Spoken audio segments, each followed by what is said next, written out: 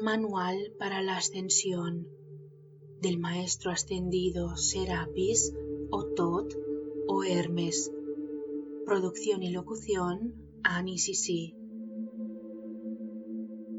Capítulo 4. Origen de las especies. Antes lo había dicho, y esta es probablemente la más importante declaración de este libro, que la verdadera naturaleza de ustedes es el espíritu. El usted acerca del cual ustedes creen que es el usted es apenas uno de muchos proyectados a lo largo del tiempo y en varios lugares de este y de otros planetas, en universos que ustedes no han descubierto aún. Ahora, esto de ninguna manera minimiza a quien ustedes perciben el usted. Por el contrario, ustedes son un ser inmenso, multidimensional, una expresión magnífica de la fuente, la cual ustedes, brillante y amorosamente, labraron para que realizara la función de su espíritu. En ninguna parte, en ningún planeta de ningún universo, ha existido una creación como ustedes. Y el solo hecho de saber que son parte de semejante empresa tan grande debería incrementar inconmensurablemente el significado de sus vidas. En su calidad de este verdadero y sorprendente ser, ustedes decidieron que, debido a un propósito muy especial, encarnarían en este planeta y en este emocionante momento de su historia. El resultado de ello es, por supuesto, el usted del cual son conscientes. Nunca den por garantizado el maravilloso punto singular de consciencia que se encuentra focalizado en el aquí y en el ahora y que es ese usted. Con que tuvieran la más mínima idea acerca del proceso mediante el cual ustedes existen, se quedarían asombrados de su poder. Así pues, traten de verse a ustedes mismos como el espíritu gozando de una experiencia humana y no al contrario. Ustedes podrían entonces preguntar, si realmente soy este inmenso ser, ¿por qué no lo sé, ni lo siento de manera alguna? Bueno, dejen de leer siquiera por un momento y traten de sentir a su ser más grande como una fuerza suprema e imparable que se imbuye a sí misma dentro de la realidad de la tercera dimensión, cual cuña gigantesca de energía, en la cual cada uno de ustedes es la punta misma. Traten de sentir la fuerza energética masiva que está tras de ustedes, un poco borrosa para sus mentes, pero cristalizada en una perfecta nitidez de cuerpo, emoción y mente, allí exactamente en donde usted se encuentra sentado ahora.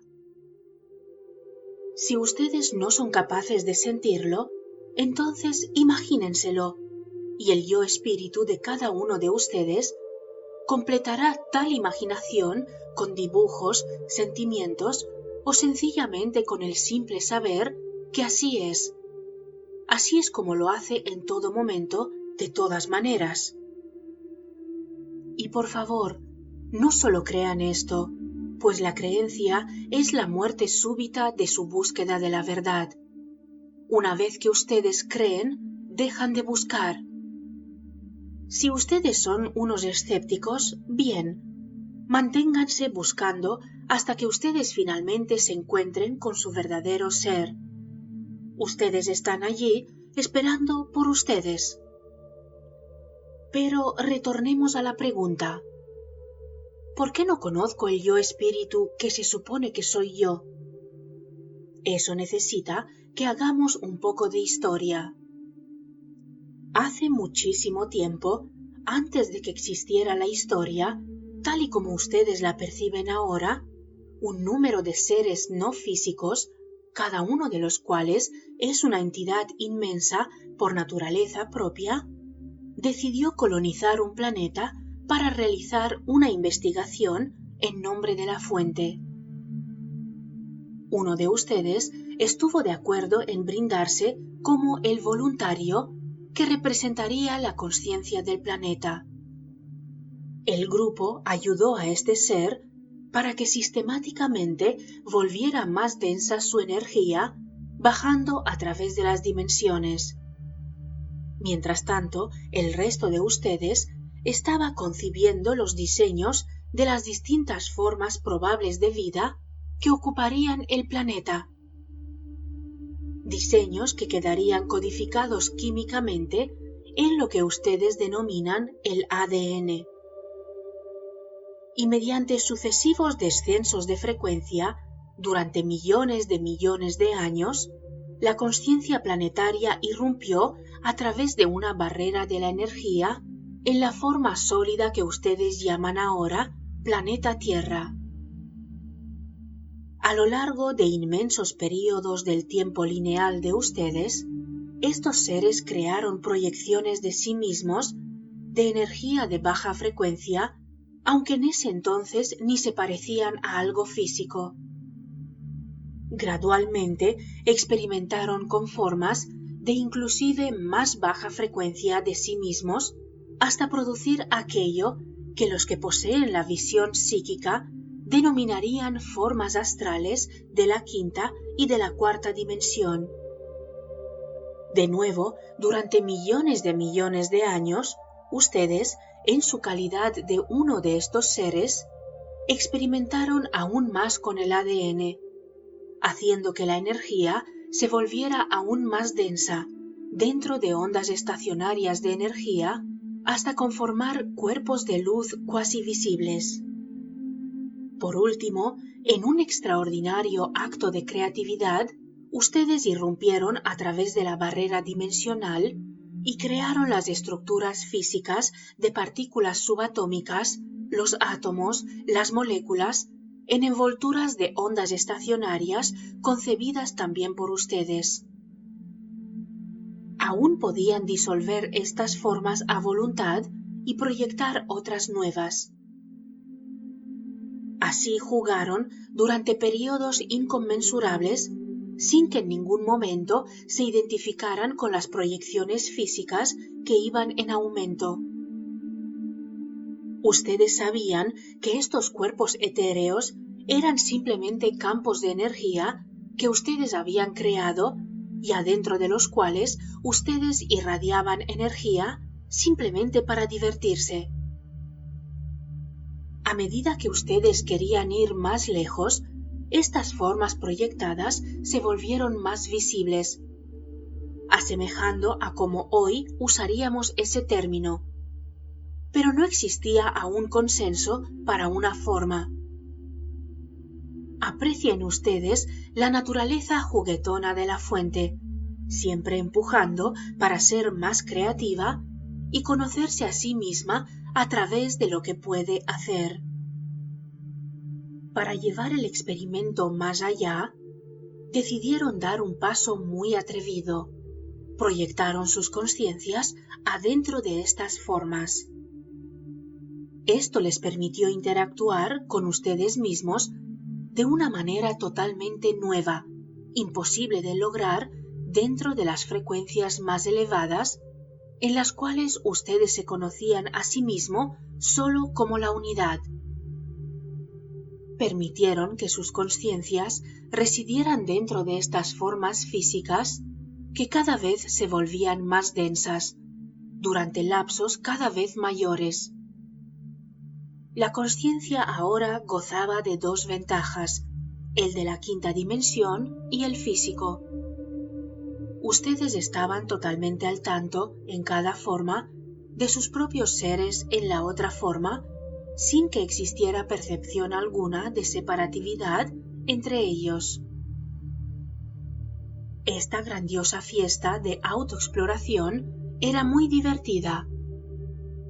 Se intentaron nuevos campos de energía. Por ejemplo, ustedes establecieron distintos campos para poder explorar separadamente los pensamientos de las emociones. Y, aún más importante, ustedes le dieron a sus proyecciones una cuasi autonomía, una libertad para ser entidades por sí mismas por derecho propio.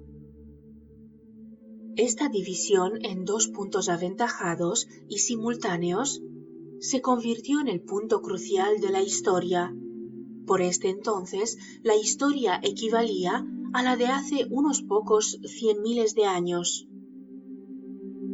El estado de conciencia en cada una de estas formas autónomas estaba aún al tanto de su naturaleza espiritual, y la separatividad no era ni siquiera una forma de pensamiento concebible. Tal construcción mental ni siquiera existía. En este momento, su planeta era el bíblico Jardín del Edén. El concepto de muerte no era ni siquiera posible, porque si ustedes se aburrían en una forma física, sencillamente la desmaterializaban, enrollaban sus conciencias de vuelta a la frecuencia de la quinta dimensión y proyectaban una nueva forma. En el camino, cambiaron la proyección de energía por el proceso del nacimiento físico y acordaron una forma básica del cuerpo para la especie, la cual rápidamente estaba densificando su forma física. Sus leyendas están pletóricas de memorias antiguas de algunas de las variedades de formas que precedían a esta estandarización. Durante miles de años, ustedes como espíritu gradualmente se fueron fascinando con la intensidad de las sensaciones posibles en estas formas físicas.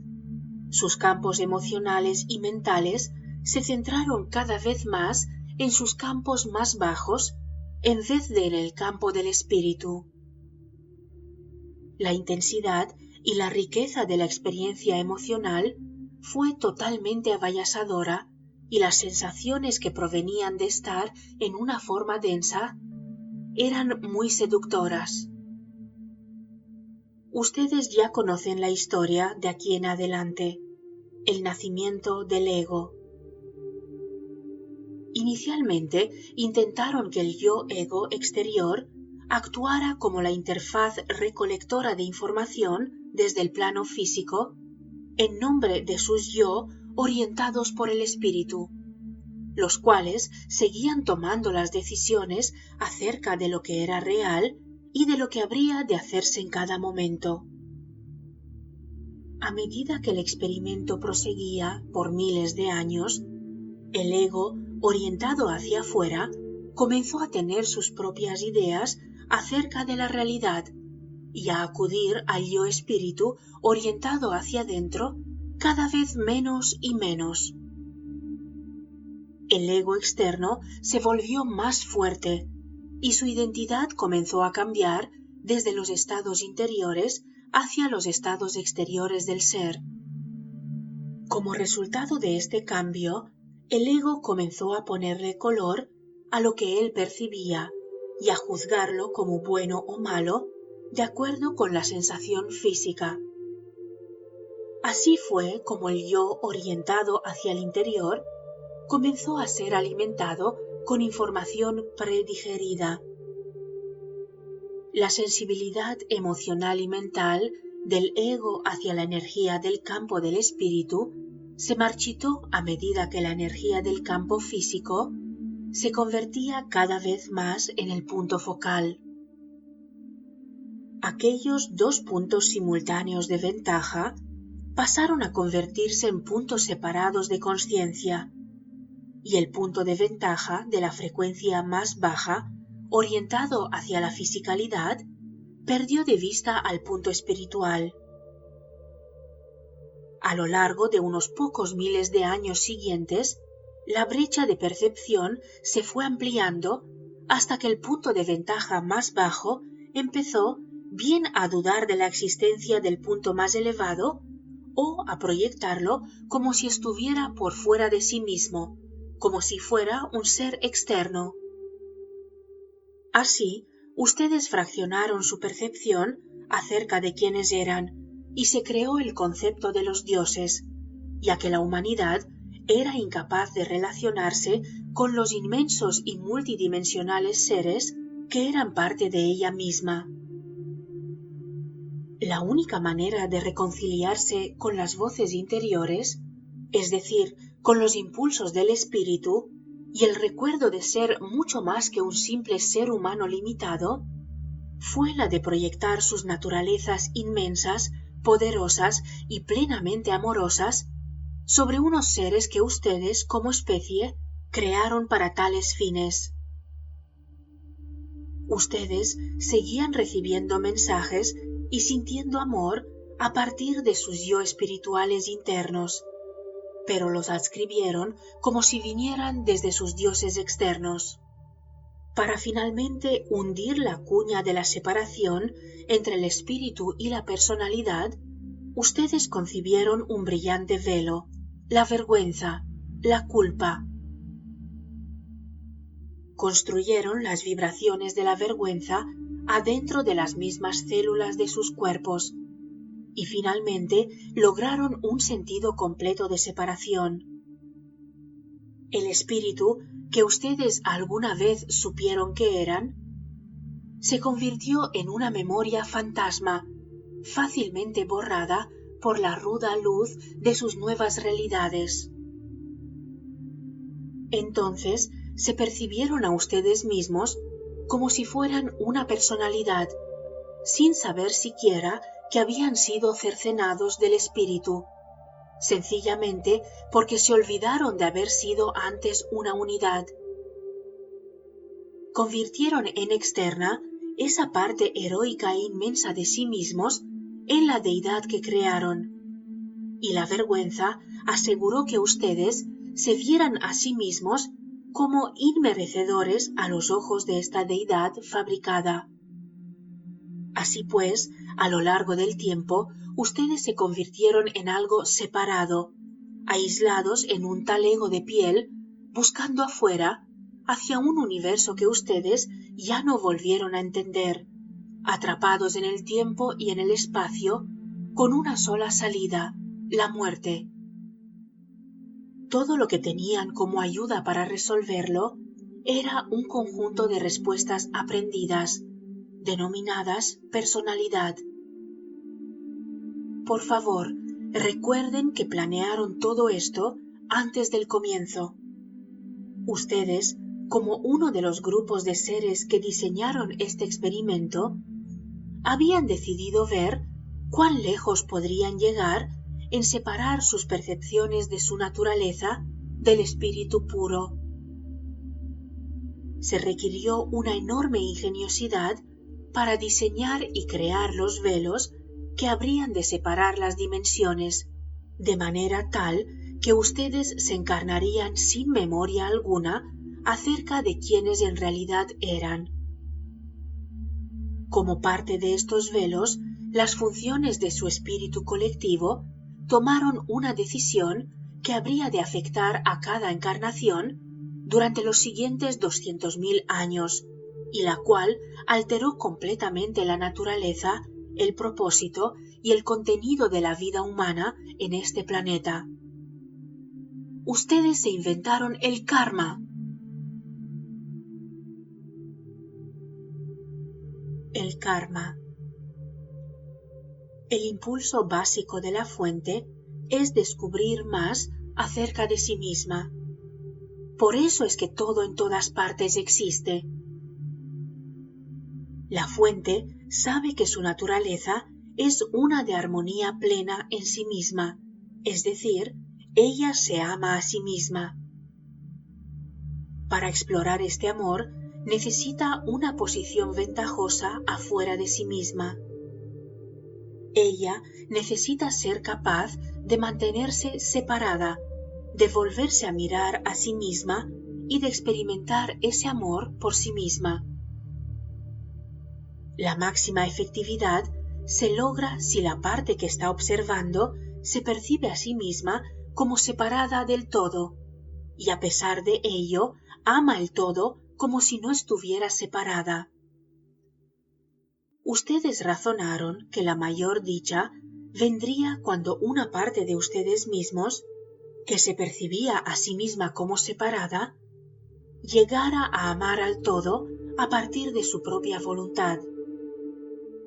Así, ustedes decidieron continuar haciendo emerger posiciones ventajosas separadas, aceptando el riesgo potencial inherente para la especie. Como grupo, intentaron un experimento sorprendente, algo muy atrevido y ciertamente único en el universo. Decidieron borrar de las proyecciones que ahora les eran autónomas cualquier conocimiento y cualquier sentimiento de su unicidad íntima con la fuente. Ustedes decidieron tender un velo entre su conciencia y el espíritu al momento de sus nacimientos, de manera tal que los recién nacidos olvidarían sus verdaderas naturalezas. Así pues, el ustedes que está leyendo este libro voluntariamente aceptó quedar sujeto a la amnesia al nacer. Borraron toda o la gran mayoría de su memoria de la naturaleza de sus espíritus al nacer para ver si sus yo-egos serían capaces de darse cuenta de sus verdaderas naturalezas durante sus vidas en el plano físico. ¿O dejarían ustedes el plano físico aún en la ignorancia para verse sorprendidos al reunirse con el yo espíritu? ¿Y cómo tratarían ustedes a los de su misma clase?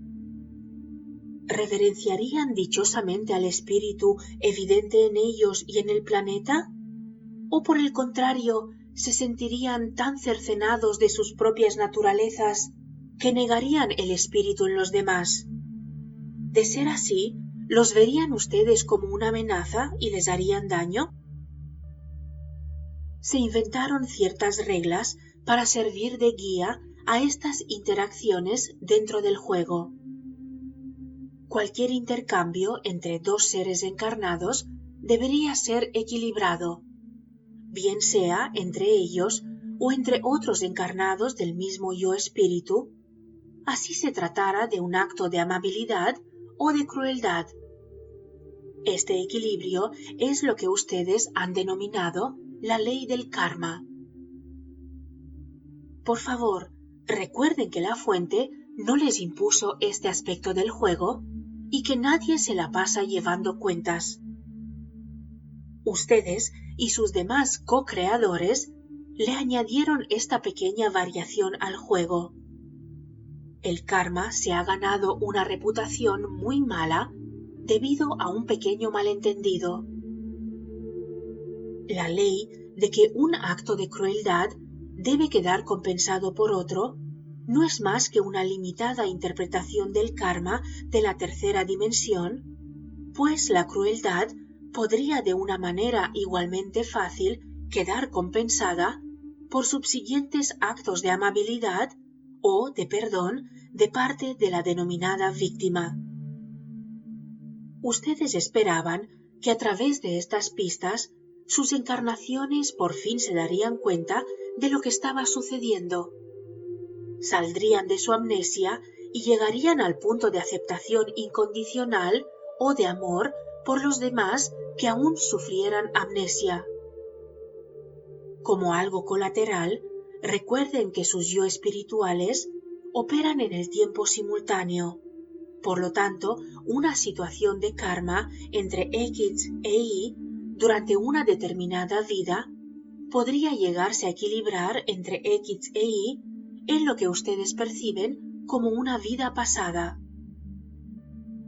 Así pues, el objetivo pleno del haber ustedes adoptado un sistema basado en el karma fue el de crear situaciones intensamente emocionales para ver cómo podrían responder los aspectos de ustedes mismos del yo-ego del plano físico. ¿Asesinarían? ¿Robarían? ¿Lucharían debido al miedo? ¿O, por el contrario, actuarían ustedes a partir del amor para ayudarse, perdonarse y reconocer al espíritu en los demás? Por supuesto, la amnesia natal debía ser total en la mayoría de casos, pero cada vida específica contiene el potencial para despertar a su verdadera naturaleza.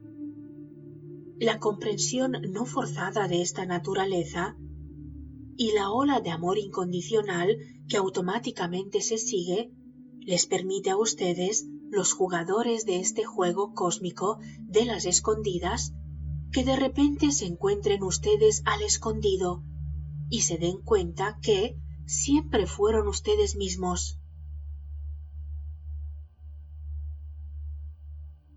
La ley de la gracia.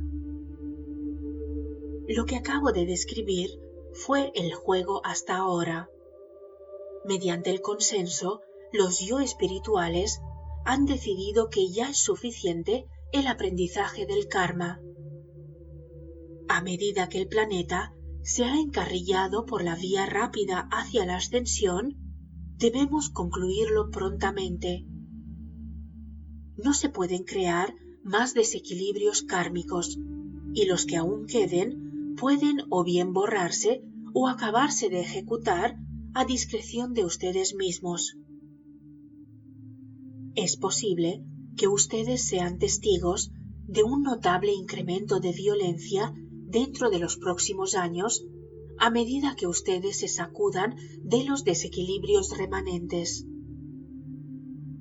Tengo la esperanza de que ustedes podrán ver ahora, porque su yo espíritu ha mantenido a su yo ego en la oscuridad. Ustedes se lo causaron deliberadamente para darse a sí mismos la experiencia y la oportunidad de comprender sus verdaderas naturalezas. Ustedes se lo causaron deliberadamente para darse a sí mismos la experiencia y la oportunidad de comprender sus verdaderas naturalezas a partir de todas las pistas que había alrededor, para comprender la verdadera naturaleza de los demás y para ver a la fuente en todas las cosas. Para ayudarlos en este proceso y para acelerar las cosas, ustedes y la conciencia planetaria han colectivamente solicitado que la gracia de los Elohim traiga su energía a la Tierra. Esta energía les permite sacudir de sus campos esta vieja energía y romper cualquier viejo acuerdo kármico que tengan con otras encarnaciones, con las suyas propias o con otros yo espirituales a lo largo del tiempo. La energía de la gracia borra todos los karmas. En la segunda parte vamos a ver algunas invocaciones para acelerar este proceso.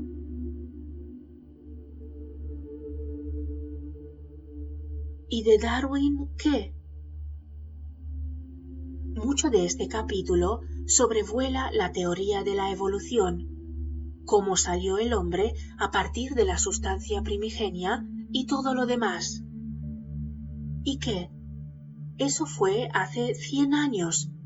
Se trató apenas de una hipótesis basada en evidencia muy débil de todas maneras. Los paleontólogos han tratado de imaginarse el cuadro completo del rompecabezas de la creación a partir de unos pocos pedazos de huesos. La historia del origen de las especies no es una progresión lineal de abajo hacia arriba, sino una densificación no lineal de arriba hacia abajo. Sus yo espirituales tienen cosas mejores que hacer que ponerse a supervisar cosas saliendo del mar, desarrollando pulmones, brazos, piernas y, finalmente, suficiente conciencia para poderse relacionar con sus creadores.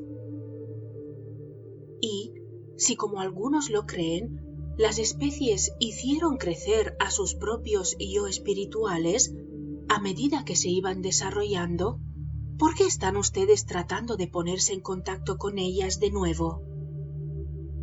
Allí no habría nada que encontrar. Y para resumir todo esto, pregúntese si parece plausible que algo pudiera arrastrarse desde el océano y desarrollar una brillante conciencia capaz de voltearse y explorar sus propios orígenes y naturaleza. No, amigos míos, la conciencia desarrolló a la humanidad y no lo contrario. Ustedes son espíritu hecho carne. En vez de salir desde el lodo, ustedes descendieron desde el espíritu. Ustedes se volvieron densos, más allá del punto de estar al tanto del espíritu. Y se han pasado los últimos pocos miles de años tratando de recuperarlo. El espíritu nunca se olvidó. El sendero de retorno aún está allí, solo que ahora ya posee un ascensor de alta velocidad. Sientan la verdad de esto adentro de ustedes mismos. ¿Qué se siente más verdadero para ustedes? ¿Evolucionar a partir de una sopa de proteínas, de alguna manera recogiendo estados de conciencia a lo largo del camino? Y ahora convenciéndose a ustedes mismos que hay más en la vida que ser el descendiente de un protozoario? ¿O comenzar como espíritu y tomar parte de un experimento para bajar la frecuencia de ustedes a sabiendas de que, para que el experimento fuera real, ustedes tendrían que olvidar su verdadera naturaleza como espíritu? Supongan que ustedes fueran inmensamente ricos, viviendo en una casa grande y bella, y quisieran saber qué se siente, por ejemplo, vivir como un indígena amazónico. Podrían participar en un viaje de campo y vivir con una tribu, pero estarían conscientes de que solo estaban simulando vivir así.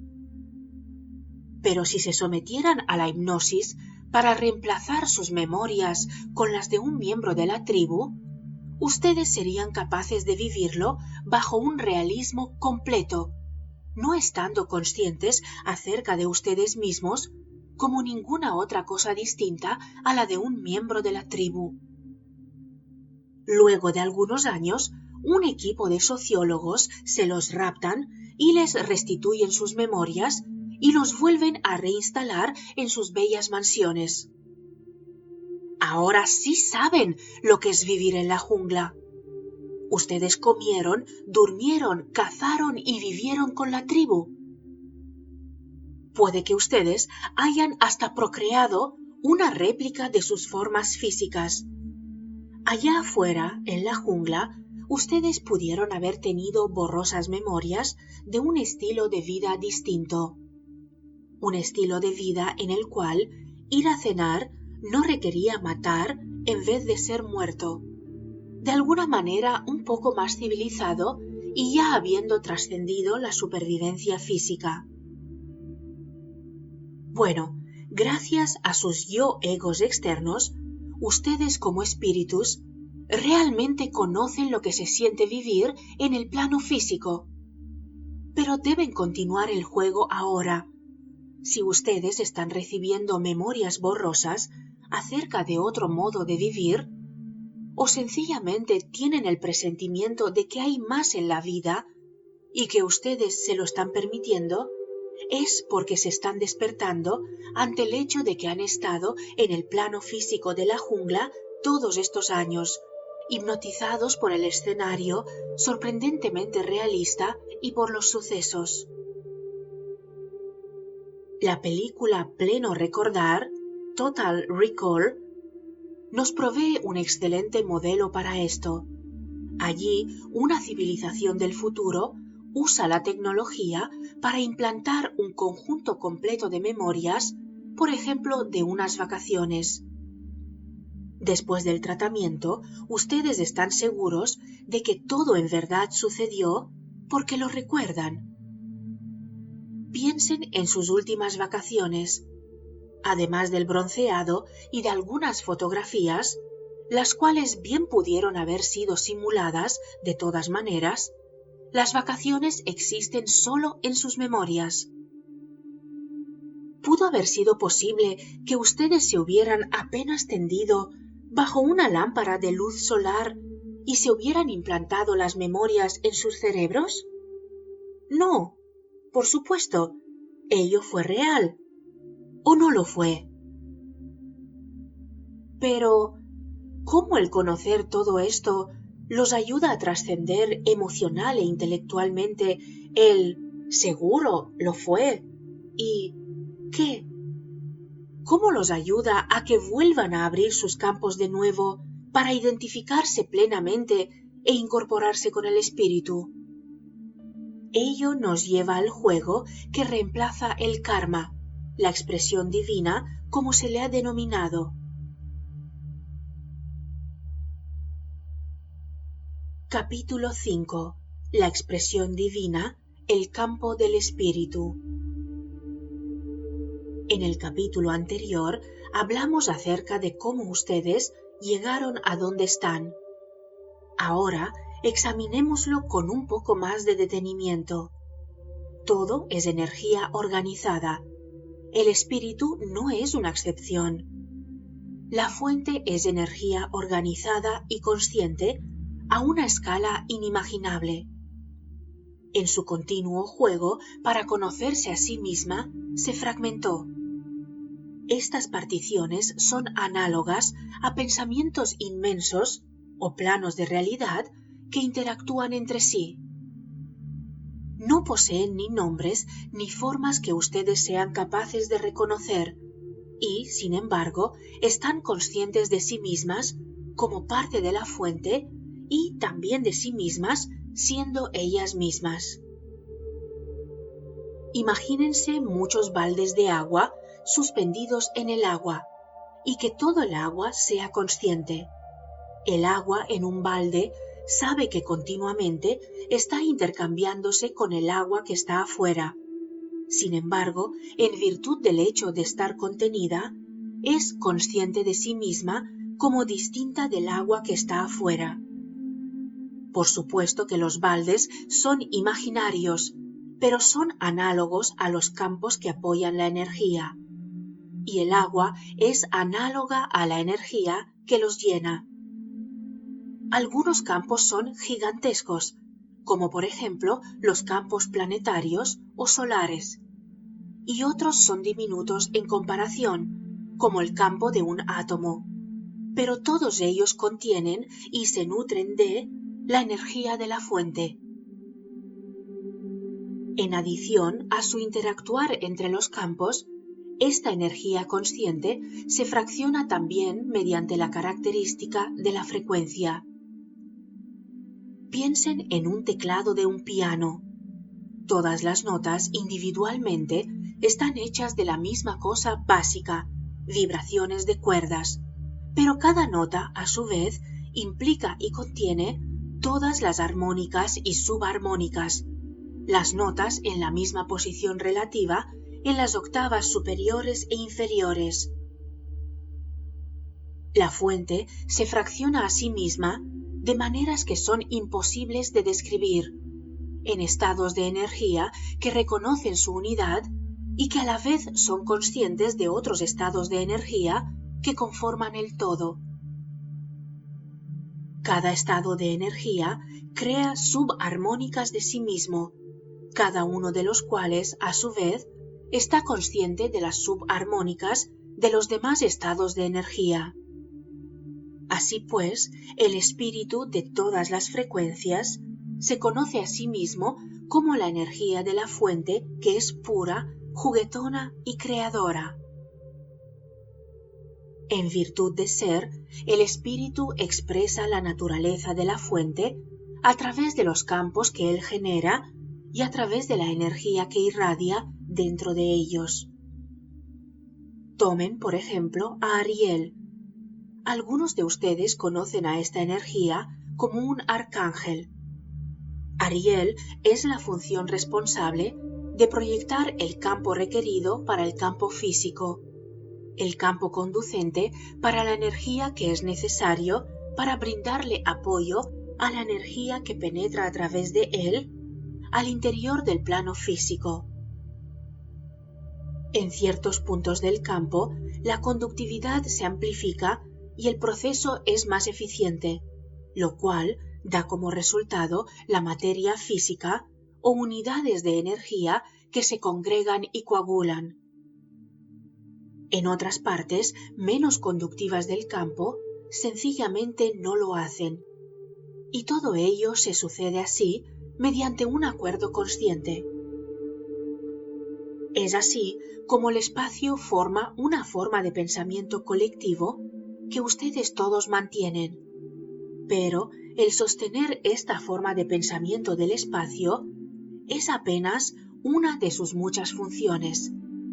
Y en cualquier momento en el tiempo, la energía que realiza esta función es distinta de la que era hace un instante, ya que ha cambiado mientras ustedes leían este párrafo. Si te llamas María Sánchez, la energía que se desempeña como la función de María Sánchez, o cualquier otra función en efecto, constantemente cambia. Ahora puede que la función de María sea la de explorar un aspecto de la maternidad, por ejemplo, el uso del poder en relación con un niño o con un padre enfermo, o una cualquiera del millón de cosas que el espíritu desea explorar. También, y sin importar cuál sea la función, el mismo tema podría repetirse a lo largo de muchas encarnaciones desde una perspectiva ligeramente diferente en cada caso. Así pues, la función de María Sánchez amplía la causa de la fuente, haciendo que la fuente aprenda más acerca de sí misma. La personalidad de María y su yo espíritu, conjuntamente, determinan cuán cerca ella va a estar de comprender su verdadera naturaleza como parte de la fuente y, en consecuencia, de experimentar su indivisibilidad con todo y con todos los que la rodean. Así pues, vemos el mundo del espíritu de dos maneras. Primero, el espíritu es energía pura y organizada, consciente de sí misma y de su unicidad. Bajo esta capacidad, él no hace nada, sencillamente es. Segundo, vemos al espíritu realizando ciertas funciones, por ejemplo, la de María, la de Juan, la de Saint Germain y, por supuesto, la de Serapis. La energía que realiza estas funciones está cambiando constantemente. La porción del espíritu que realiza la función de Serapis, por ejemplo, está cambiando todo el tiempo, pero aún así entiende la naturaleza de la tarea y mantiene la apariencia de uniformidad y continuidad. Las funciones varían en el ámbito de su cobertura. La función de Serapis está relativamente bien definida y forma parte de otra función más grande encargada de apoyar la claridad intelectual que se necesita para la ascensión, plenamente consciente, en el ámbito de todo un planeta. Los diferentes niveles del espíritu realizan los niveles diferentes de esta función dentro de una operación muy bien coordinada.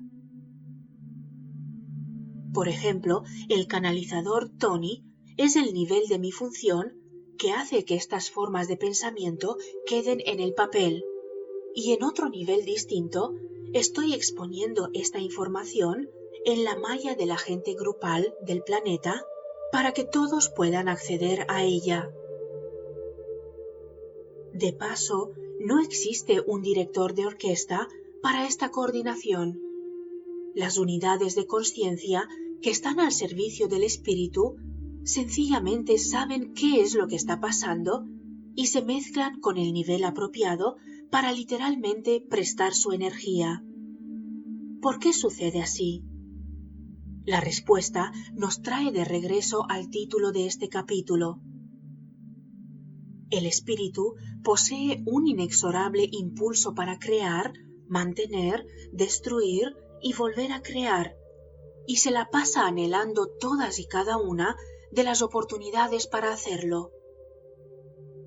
Algunos niveles del espíritu tienen la tendencia, digamos, hacia la creatividad intelectual, mientras que otros prefieren limpiar viejos sistemas de creencias para abrirle campo a lo nuevo.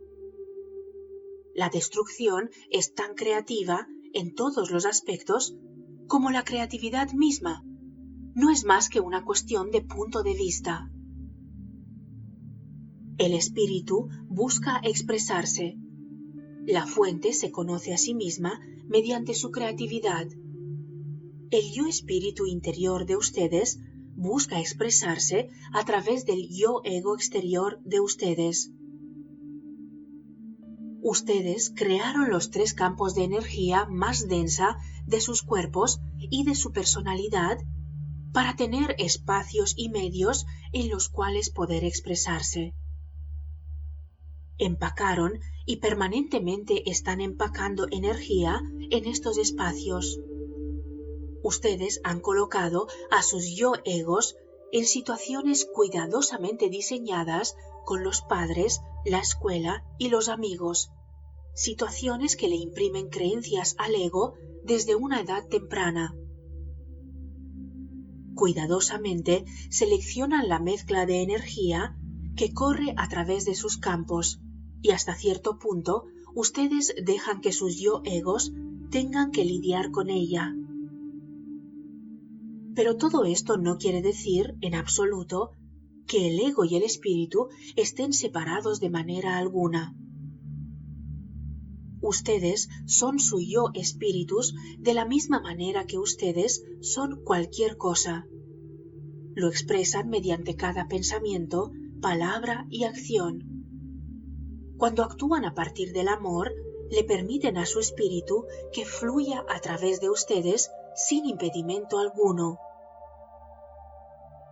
Cuando actúan a partir del miedo, demostrando odio, celos, avaricia, etc., están bloqueando el flujo del amor que proviene del espíritu. La única barrera entre el ego y el espíritu es el miedo. El miedo cercena al ego del espíritu y a medida que ustedes, sus yo egos, van aprendiendo más acerca de sus verdaderas naturalezas, ese conocimiento comenzará a erosionar el miedo. A medida que vayan deshaciéndose de sus miedos, se permiten estar más conscientes emocional e intelectualmente, y ello deja que les penetre más amor. En este universo, la divisa básica es la emoción del amor. Ella se dará mañas para entrar de la manera que sea, y a medida que fluya hacia adentro, desaparece más miedo, lo cual permite que fluya aún más amor hacia adentro, y así sucesivamente. Así pues, el espíritu expresa, a través del ego, el yo que conscientemente se conoce a sí mismo. Ustedes, sus yo egos, son la punta de lanza del campo físico de sus inmensos yo espíritu. Ustedes son sus ojos, sus oídos y sus manos. Sus yo ego se la tiene que ver con los acontecimientos que los rodean, descifrando qué hacer con respecto a cada uno, pero ustedes, como ego y como espíritu, conjuntamente deciden qué acontecimientos habrá en su devenir. ¿Cómo saber qué esperar? ¿Qué nos traerá la siguiente hora? Si ustedes supieran estas cosas, abrirían sus focos conscientes hasta incluir a sus yo espíritus. No defiendo que ustedes remuevan sus focos del plano físico completamente, porque negarían el por qué se encarnaron aquí. Sí propugno, sin embargo, que se vuelvan plenamente conscientes respecto a los contenidos de cada uno de sus 3 cuerpos más densos, como preludio para llegar a identificarse con el espíritu y para incorporar al espíritu en sus campos más densos. Así pues, el campo del espíritu es un campo más sobre y por encima de los 3 que ya hemos hablado. Ustedes viven dentro de él, pero debido a que el espíritu no está limitado ni por el tiempo ni por el espacio, él está no solo alrededor de ustedes, como sí lo están los campos más densos, sino que este aspecto de ustedes está en todas partes. Él les otorga poder a todos los demás campos y se expresa a través de ellos.